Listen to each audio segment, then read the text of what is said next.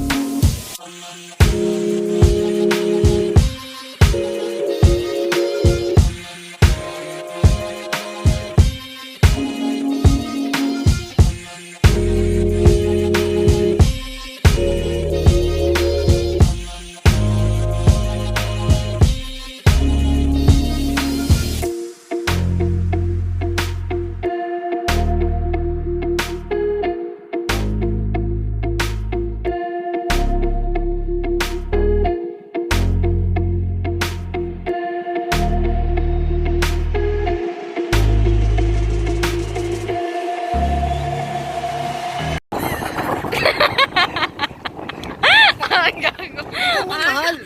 At natapos na di. At nakita nyo na kung gaano kaganda dito sa Batangas. Konting trivia lang tayo mga pre, ha. Alam nyo ba, ayon sa mga eksperto, na ang dagat ay merong asin, kaya maalat. Really, nigga? Hindi may suka. Suka ba? Ayan, gabi na mga pre. Dito na namin tinatapos ang aming adventure ngayong gabi. Kasama ang aking mga bayaw. Dahil uuwi na kami, pabalik ng Maynila. So, kita-kits na lang ulit sa susunod na vlog. So long and goodbye!